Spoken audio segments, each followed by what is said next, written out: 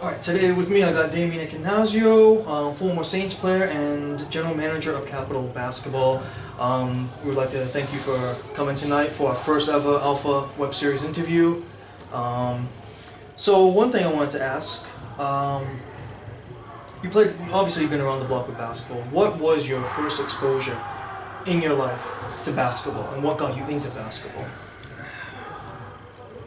I tell the story of growing up in Strathmore. So I grew up in Strathmore up on the hill there. And I remember I was probably about 10, 11 years old.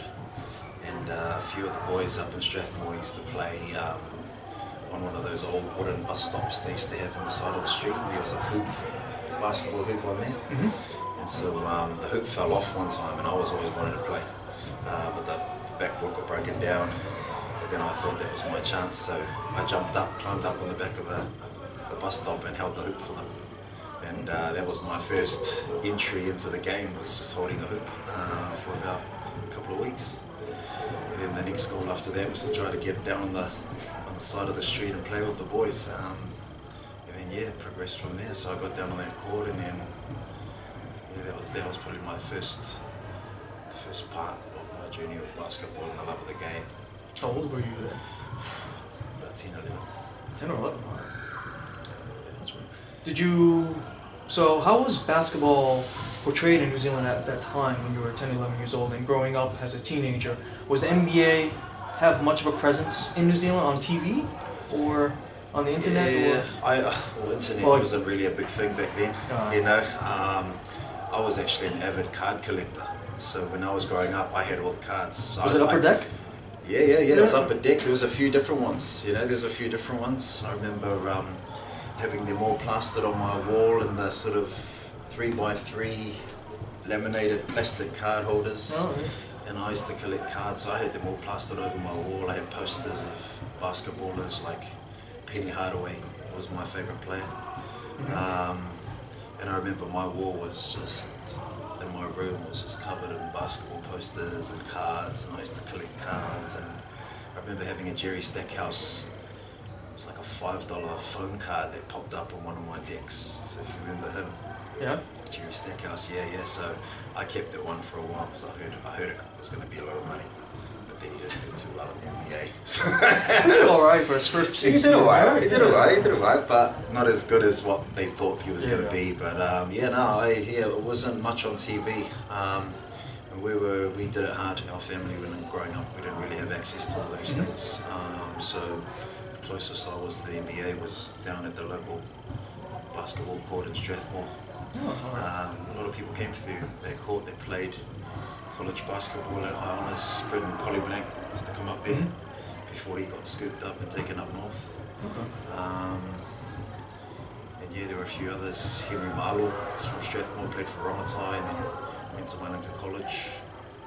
There were a lot of good players that used to come up to those courts and play. Okay. That's pretty cool. Yeah, man.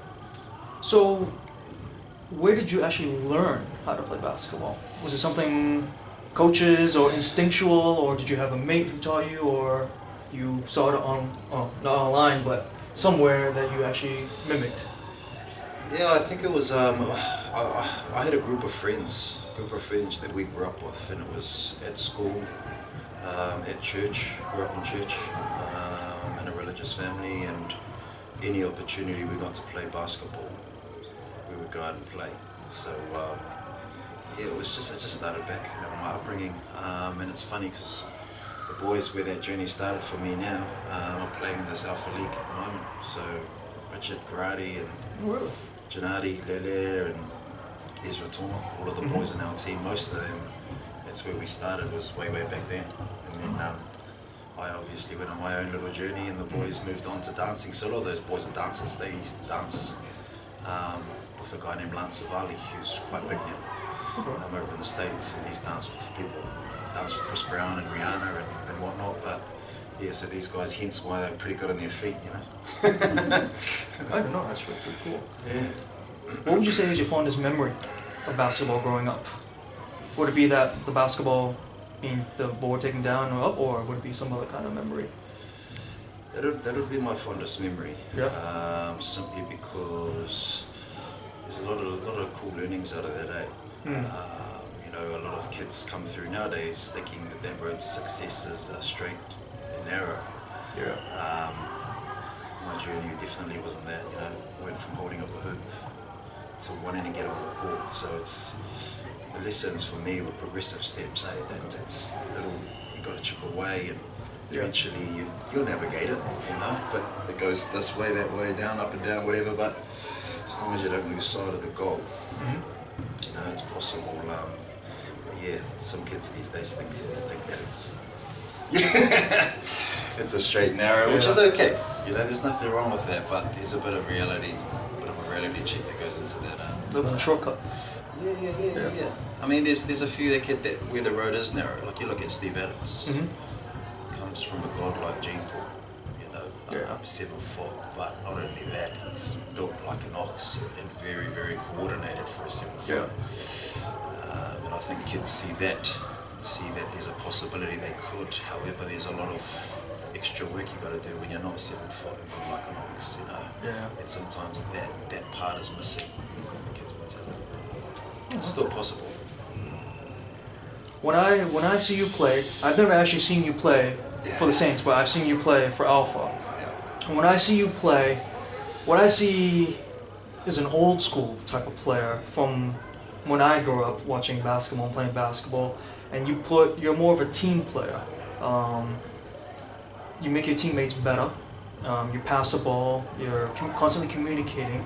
So I would like to know what do you see yourself? What kind of player do you see yourself as, and how do you feel like you fit into today's game, where it's evolved quite a bit since our days when we were younger? Yeah. Well, you see, I mean, I grew up with people like Dennis Rodman. You know, they weren't the most, you know, offensive-driven players, but they knew their role. You know, and you fast forward the clock. You look at these championship teams, and they've got a Rodman. You know, Golden State have got Draymond. You know, he knows he doesn't have to go out and do that stuff. But I believe you take Draymond out of that mix, it's going to be difficult to navigate a lot of those egos. You know what I mean? So, same with OKC, you got Steve in there. You know, he goes in and does the little things, you know, the 1%ers. So for me, that's my role. I've always been, I guess, the glue guy. You know, the guy people are afraid of in my team, and sometimes that's good because you hold people accountable. You know, but it's not about scoring for me. I really couldn't care less if I come out with 0 points. The main stat is the winning margin. You know, if we win, then that's cool. I've done my job. So I really, I pride myself on doing the little things. Intangibles, eh? Intangibles. Yeah, this doesn't come up on a stat sheet. No. And you know, if they measure charges or, you know, things like that, or who sets the most solid screens, you know, things like that, maybe I might be on that stat sheet, you know. But for me, it's never been about that. Like, at the end of the day, I love the game. I love making people better. You know, it's that selflessness, I guess, that's helped me with the 16 years of playing for the Saints, you know. People look at it and some, you know, I've got my naysayers that say, oh, he doesn't deserve to be there. I don't really care. At the end of the day, if you got haters, you're on a good thing, you know. You need them. You need them there. They keep the fire burning.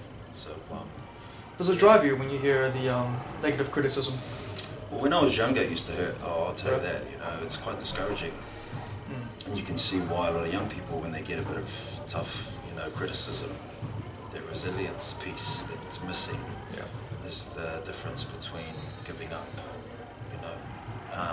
So now, it does drive me, you know, but I guess part of it too is I'm comfortable in my own skin. I know what I bring, you know, and people may say what they want to say, you know. A lot of players, I guess, that I've shared the court with, there's a lot of mutual respect, you know, and that's all I need. What part of the game would you say comes easiest to you?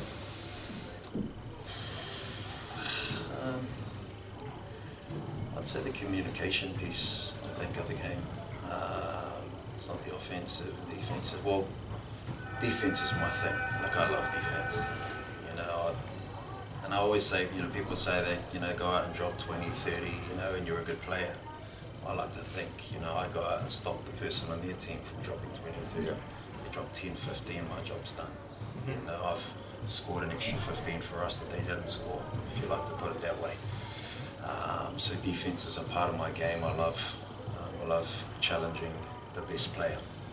In any opportunity that I get to mark the best player, I'll put my hand up and give it a go.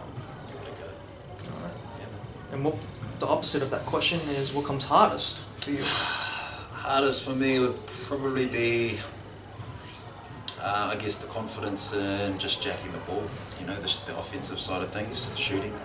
I guess part of it too is I've never really put in enough work on my offensive game.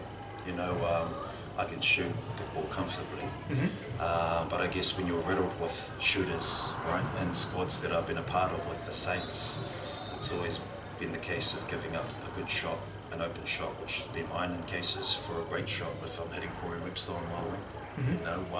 It's a percentage game. Yeah. I could shoot that ball if I'm open, but it's highly likely that he'll make it more than I would. So I would prefer to kick it off. That's I guess something that I know too. That people say if Damien can score, he would be a lot better.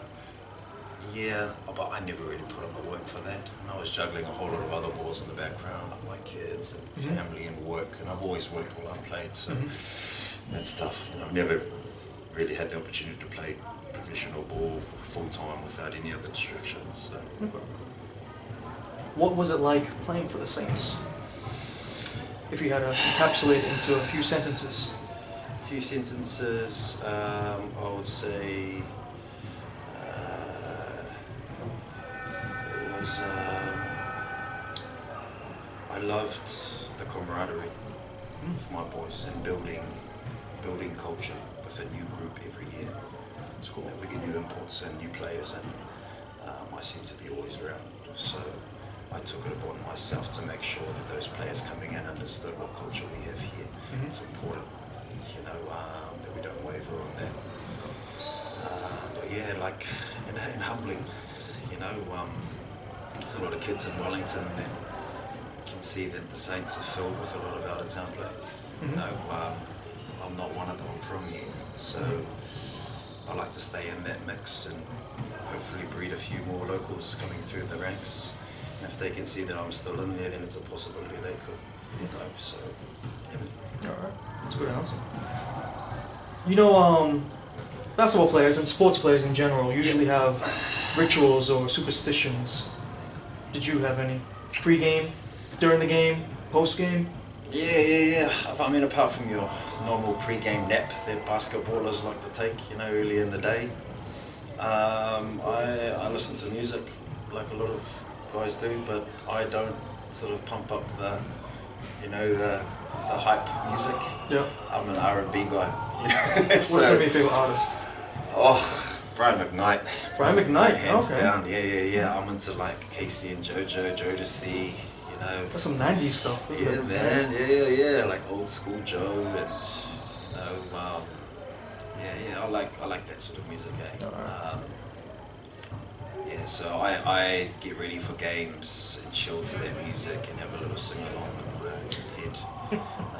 And even, in the change rooms, the boys blast, some really full on music, which is on today.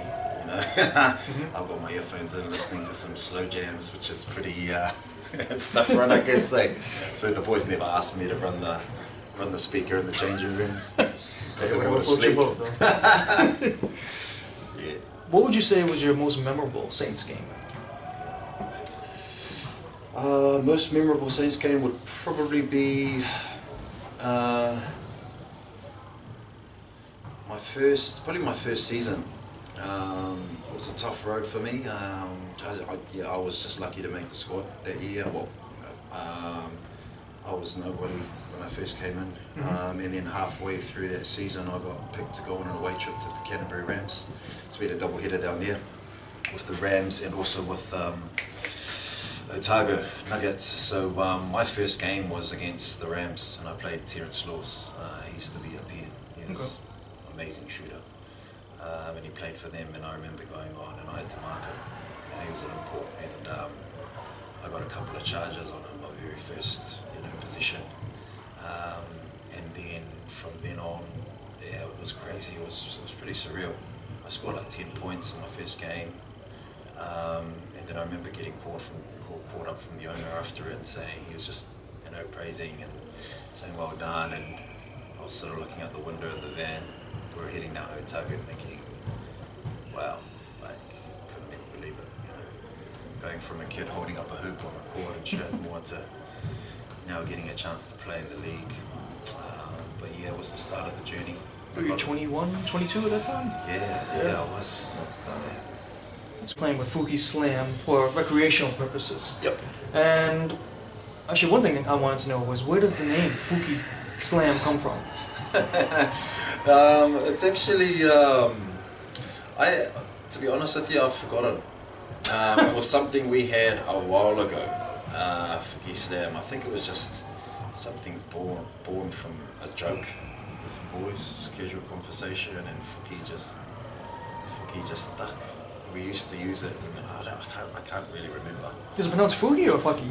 Fuki, okay. Yeah. If you go Fuki, it's probably not. Yeah.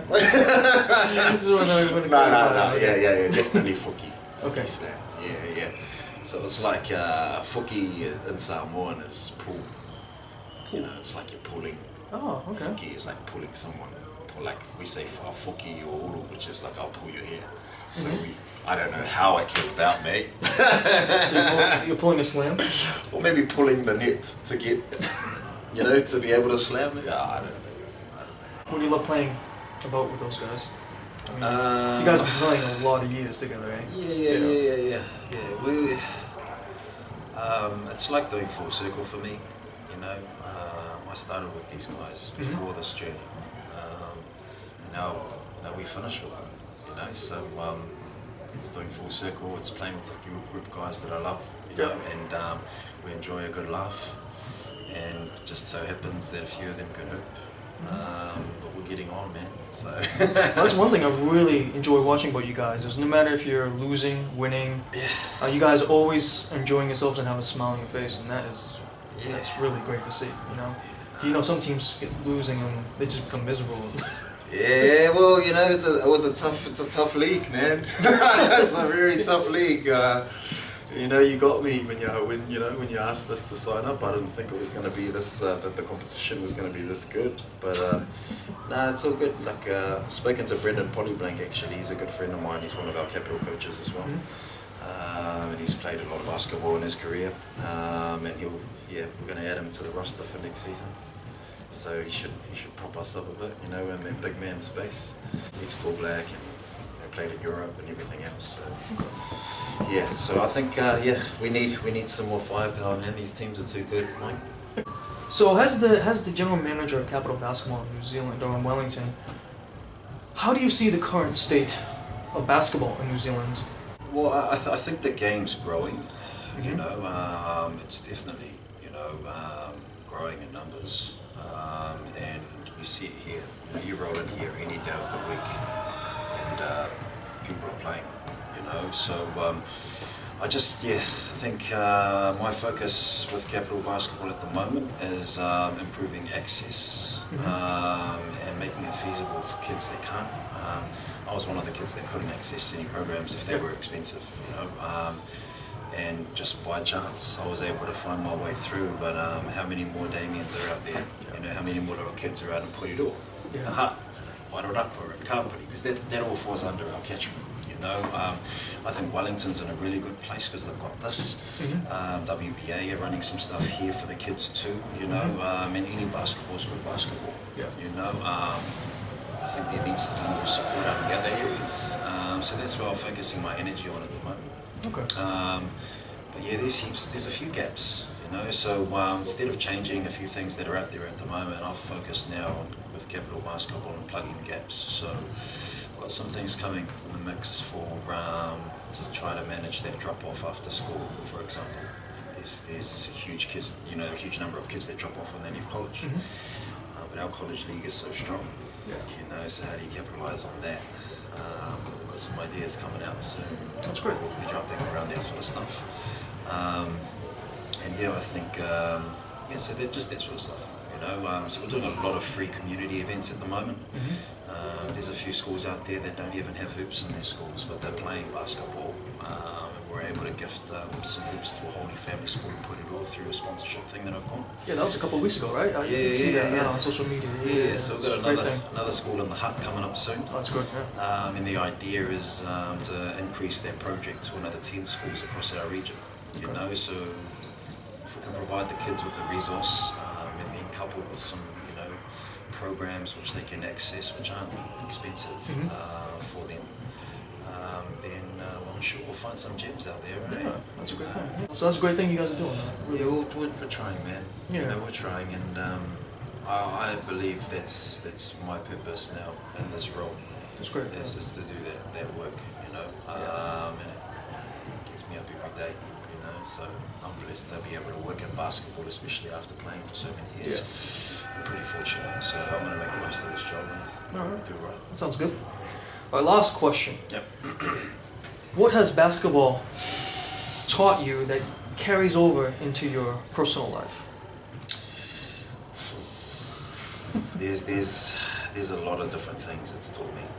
I will say that it's taught me a lot about being comfortable with your own skin, understanding your own values, and not swaying from your purpose. You know, there's a lot of things that go on, you know, right from the beginning of my journey even to the end. You know, you come across a whole lot of different situations, a few curveballs here and there, you know, but I think it's taught me a lot in staying solid. And I was lucky, I was brought up in a family which taught me, you know, some really good morals and values around those things. And also the ability to adapt, man. You deal with a whole lot of different people, you know, and I think that ability to sort of adapt in any given situation arms me with a tool in my toolkit that, you know, is pretty special. Was it hard at first when you were was it hard at first to adapt, being a young 20-year-old? Well, yeah, because, you know, you come in, you're the last cab on the rank, you know, off the rank, you know, in terms of the new kid on the block, you know, so you got to go through those little, you know, initiation stages of doing what you got to do, carrying the bags or the bottles or whatever, but yeah, I mean, at the end of my career, I started doing that stuff when I was finishing, you know, because it's important to lead by example. Like, yeah, we can do that hierarchy thing to teach these kids, these newbies a lesson, or these rookies, but sometimes leadership flows when you serve, you know. Serving leadership is huge, man. And I think if we lead by example, we set a precedence. Well, thank you very much for your time. It was an honor to have you for our first interview, and we wish you good luck tonight in your semifinal against Gunners. Cheers. Thanks, man. Appreciate it.